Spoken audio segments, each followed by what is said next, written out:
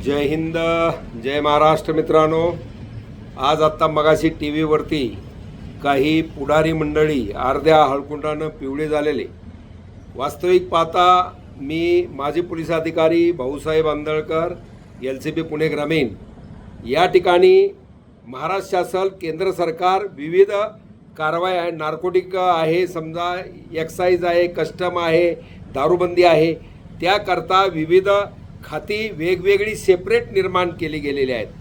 परंतु कुठेही कोणतंही झालं, जन्मापासून मृत्यूपर्यंत आणि लग्नापासून त्या मुहूर्तापर्यंत त्या पोलिसालाच टार्गेट केलं जातं. पोलिसच सॉफ्ट टार्गेट केला जातो, कारण त्याला विचारायचा अधिकार त्या ठिकाणी नाही असं वाटतंय.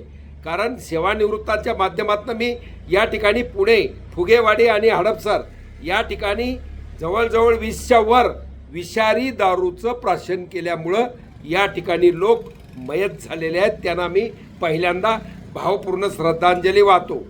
परंतु मित्रांनो, तुम्ही का विचार करत नाही? जे आता पुढारी, बारामतीचा पुढारी, इथला पुढारी शायनिंग करतो, या ठिकाणी जनतेच्या भावनाशी खेळायचा प्रयत्न करून पोलिसाला टार्गेट करतो. तुम्ही त्या दारूसाठी ज्या ठिकाणी मिथेनॉल किंवा विषारी पदार्थ त्या वानखेड्यानं अटक करायची, आमका 8 लोक ताब्यात घेतले, कारवाई अनेक सगळं उद्ध्वस्त केलं, हे ठीक आहे. परंतु दारूबंदीसाठी रोहित पवार साहेब काय खाता आहे का त्यासाठी शासनाचं?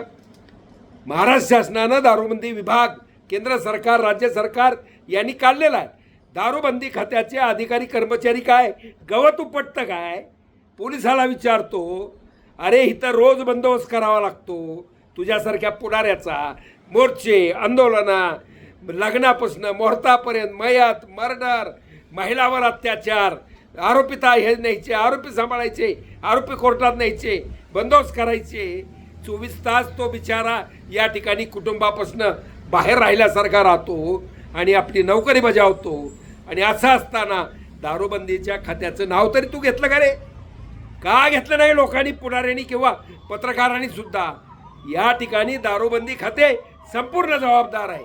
पिंपरी चिंचवड असो, हडपसर असो, त्या प्रभारी अधिकाऱ्याला या ठिकाणी तुम्ही टार्गेट करता. त्या पोलिसांना, पोलिसाचं 100 पैकी एखादं काम त्या दारूचं असेल, त्याला दिसलं तर कारवाई करेल. पण त्या ठिकाणी गांजा, हापूसचं रस आहे, नार्कोटिक खाता आहे.